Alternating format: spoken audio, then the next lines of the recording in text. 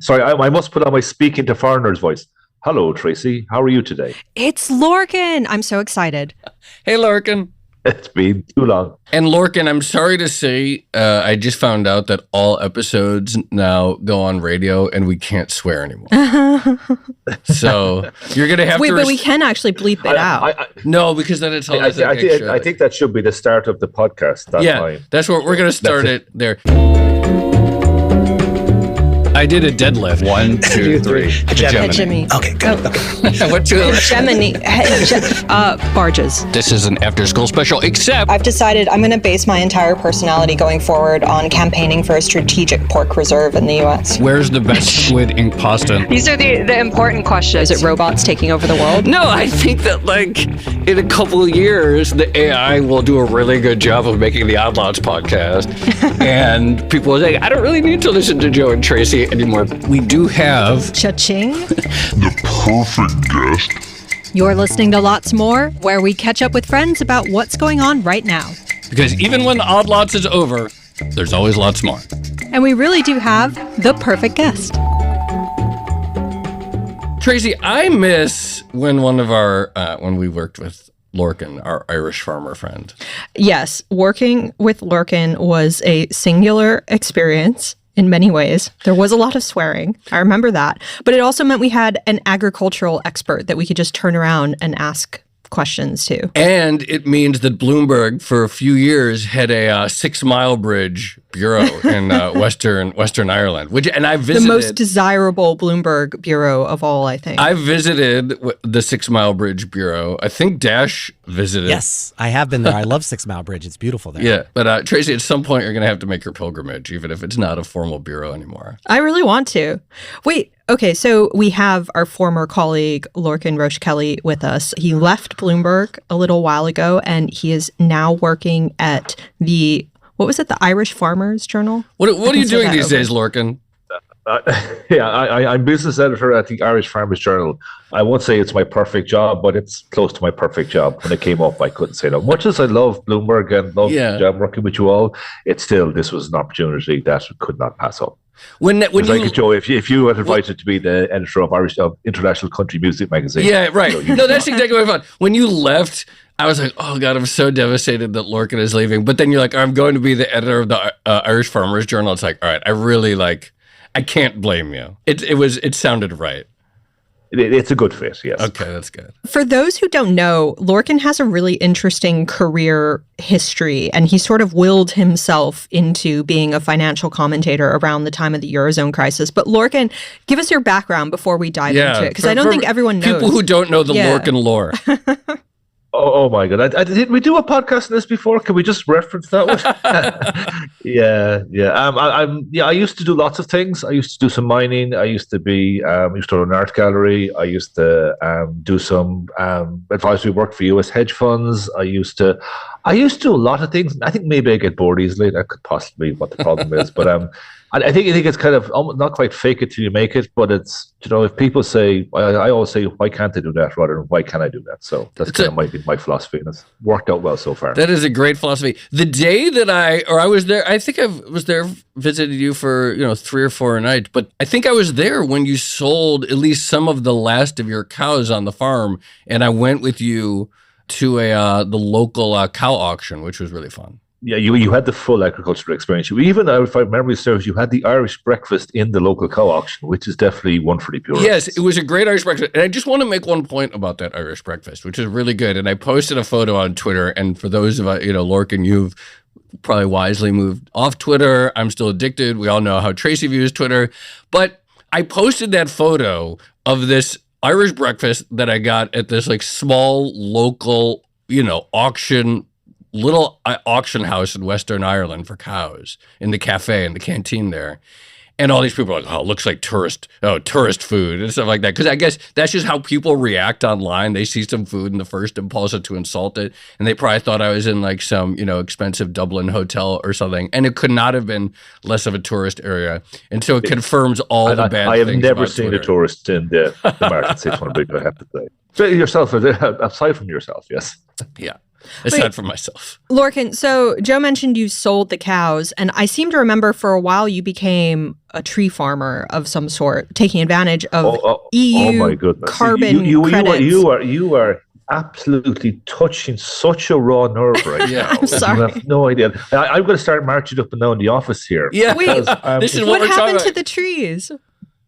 The trees are still not in the ground due to unbelievable bureaucracy. Oh, wow. Like astonishing levels of bureaucracy. Well, this But, is we can go into that. this is I might. Can you hear how my tone has changed, Jess? My understanding is that there are many farmers across the EU these days, France, Germany, the Netherlands, probably elsewhere, that are angry. Poland, Some of them are Belgium, shutting down. Have you shut Luxembourg. down any highways yet? Not yet, but we're going to go out. I think the farmers are going out in solidarity this evening in some areas, but we're not shutting out because we're not actually protesting right now. We're just in solidarity. But it sounds like maybe you understand, you can sympathize with the frustration, or have a deep grasp of what the frustration is. Well, I can tell you exactly what the frustration is caused for, and there's three things that have caused frustration. The first thing is what has happened. The second thing is what's happening right now, and the third thing is what's about to happen. And I think we're going to need you to expound All a right, bit. what are the three? Why do you build that out a little bit? Oh yeah, really. So I think that what happened is kind of farmers in the EU, because the EU has got very high welfare standards for animals, which is very laudable. They've got very high environmental standards as well. So these environmental standards have been kind of increasing for the last 25 years out. One of the big ones was there's a water safety directive came in 1999, and that has been kind of slowly implemented over the last 25 years. And every kind of iteration of that implementation brings in more rules that farmers have to follow. So it brings an increased burden of administration, but also they tend to limit how much production the farmers can have on their land. And this is kind of something that's been there for a long time. And farmers don't like it particularly, but they're accepting of it. But the problem they have right now is that a lot of the trade deals the EU signs with countries like the Mercosur one particularly, but also in New Zealand and Australia, those trade deals are they're free trade agreements. So they cover everything, including farm products. But the farmers in Europe, the problem is they look at these trade deals and say, hang on a sec, these guys, particularly in South America, they do not have anything like the environmental standards we do. They can produce animals, cattle at 60% of the cost and send it to us and undercut our food in the market in the EU because there's a trade deal in place. Okay, the Mercosur one is not in place yet, but if you look at New Zealand land, if there's slightly lower environmental standards in New Zealand, they can be taken advantage of because they'll just have lower margins or lower margin requirements coming into the EU. So that's kind of both what has happened and what's happening next, I think, are the two sides of that. What's happening right now is farmers are being squeezed in Europe for lots of different things. In 2022, farmer incomes skyrocketed. They went up 40-50% across the board because we had the huge squeeze on costs for everyone in Europe. There's lots of supply chain problems.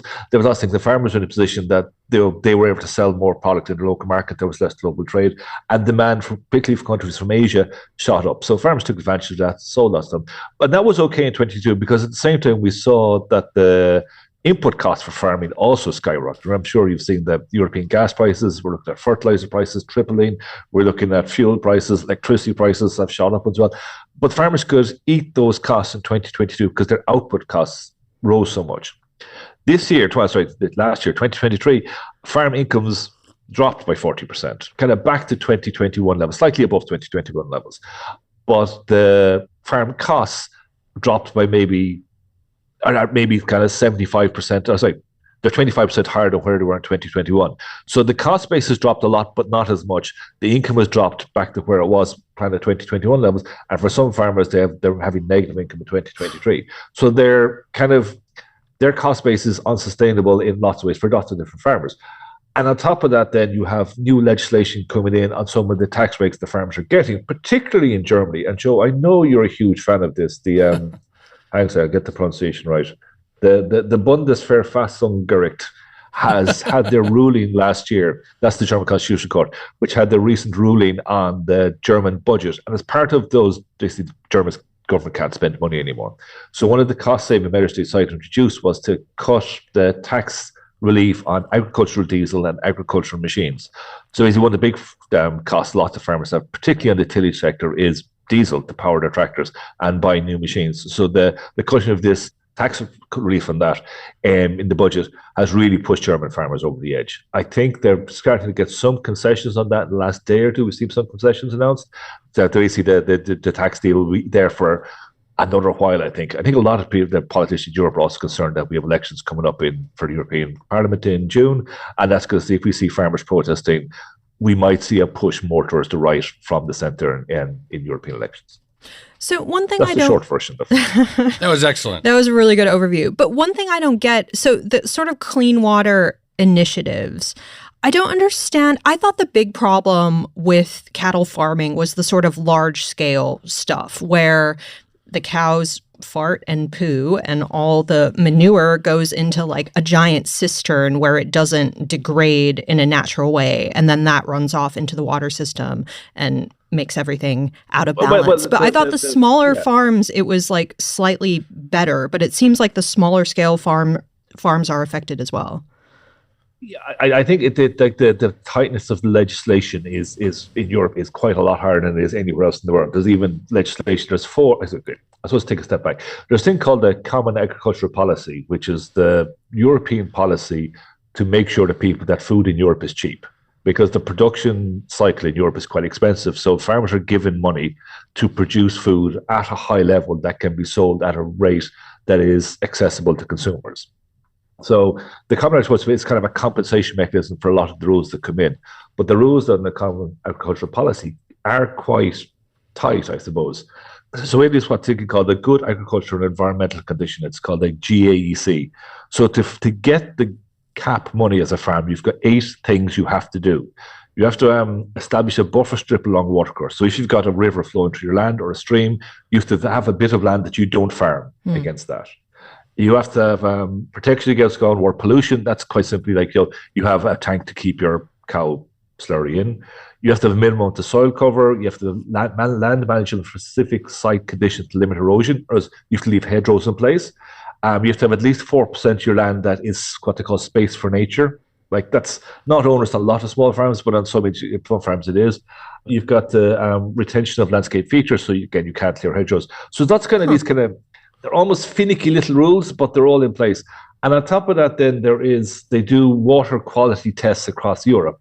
And the water quality tests measure nitrates, which is kind of, if you've ever heard of algae blooms across, there's a big sign of pollution. That's a high nitrogen level in water.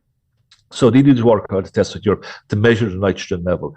And what they've done is they've established a base level of nitrogen per hectare of land in Europe, which means basically limits chemical fertilizer in lots of ways. But it's just like the amount of nitrogen in the soil can't be more than 170 kilograms per hectare. So 11 to 170. In Ireland, uniquely, we have what's called a derogation from that, where our limit was 250 per hectare, because Ireland is a fully grass-based agricultural system. We don't have big sheds with feedlots. It's all cows on grass. So because you have all cows on grass, you have a higher nitrogen level in the fields generally. So we had that at 250 per kilo up until the 1st of January this year, when it got reduced to 220.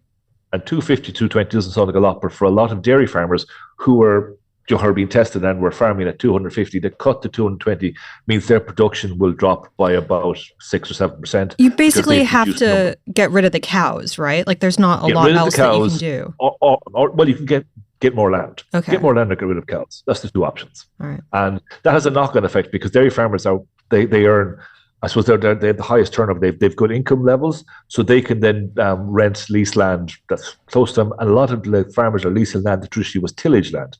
So the tillage sector in Ireland has been squeezed by the dairy sector. But the only reason the dairy sector is doing the squeezing is because of this nitrates legislation that's in place. That water quality legislation, again, comes from 1999, which incidentally I think is the same year that the Mercosur trade talks started. So, these things are a long time in the grass before they're biting us, and just all kind of biting right now.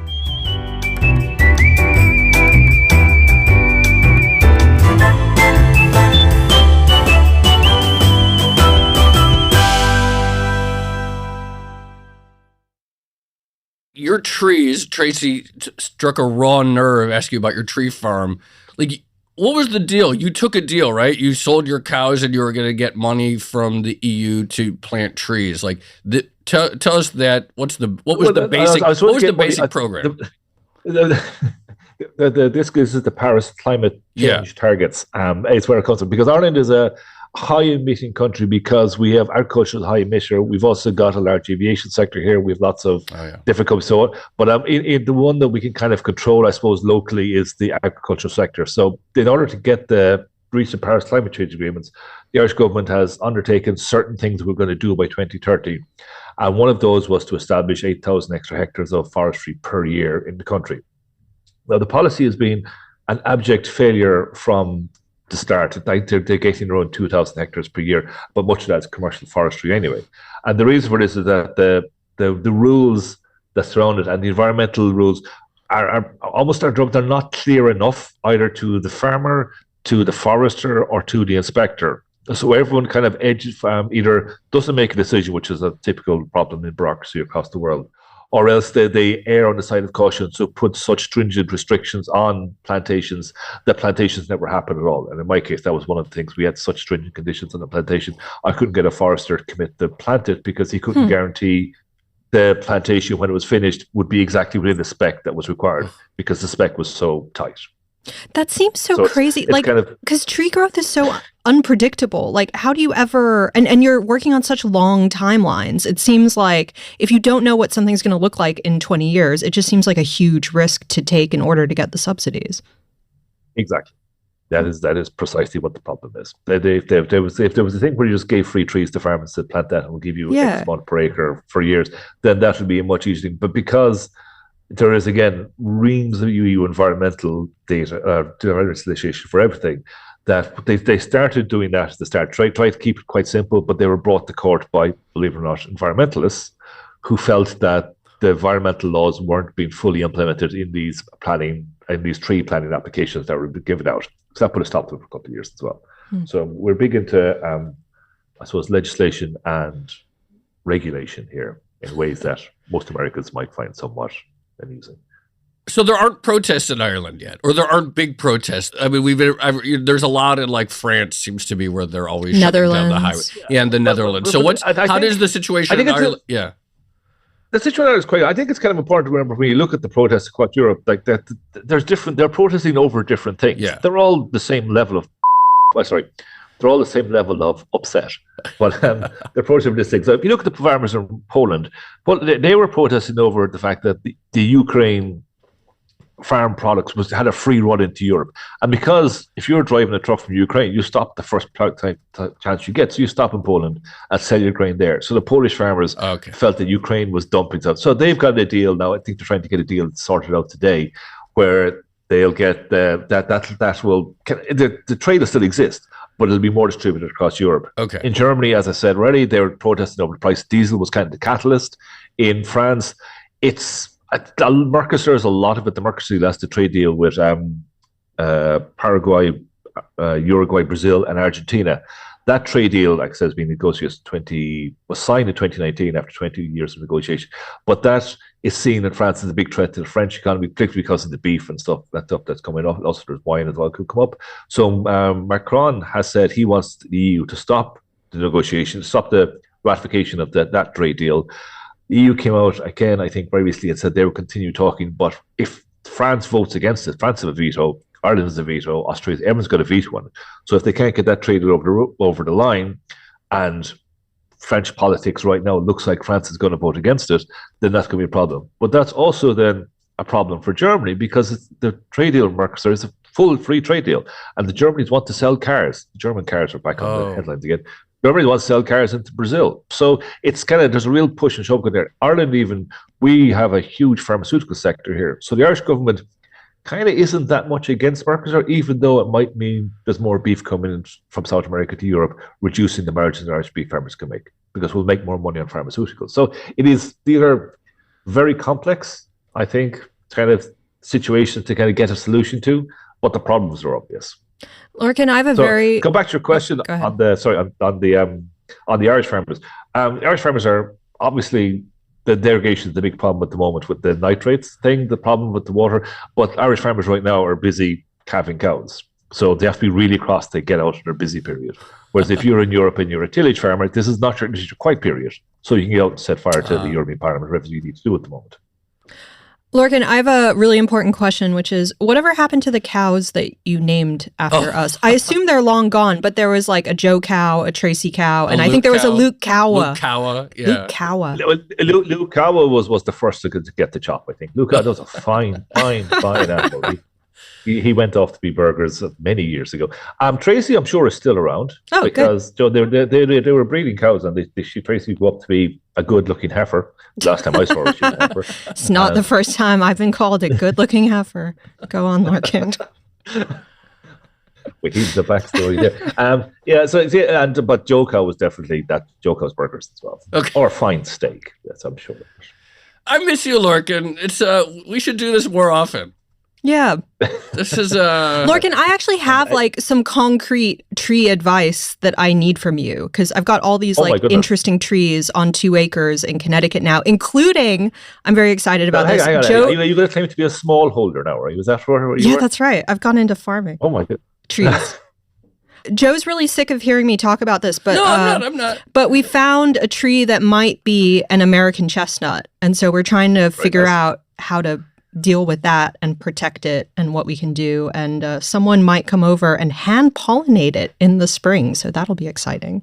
That's very exciting. So you've only got one, so you need 2 trees to mate. Is that your problem? Yeah. And there are not many American chestnuts left. They all sort of went functionally extinct in the early 1900s. So someone has to come and do it by hand. And the tree's like 50 feet tall. So I don't know how they're going to do it, but it'll be interesting to watch. Cool. That's like artificial insemination we do with cows. The man turns up and gets the cow pregnant. Excellent. Can I just say, I cannot wait until this goes on the radio and we're just talking about like cow farts and slurry and artificial insemination. This is going to wake someone up on a Saturday morning. I'll tell you what, the introduction of AI into the general discourse has really messed up my SEO on my farm articles when I write about artificial insemination. I have to say. Oh, God. Lots More is produced by Carmen Rodriguez and Dashiell Bennett with help from Moses Ondam and Cale Brooks. Our sound engineer is Blake Maples. Sage Bauman is the head of Bloomberg Podcasts. Please rate, review, and subscribe to Odd Lots and Lots More on your favorite podcast platforms. And remember that Bloomberg subscribers can listen to all our podcasts ad-free by connecting through Apple Podcasts. Thanks for listening.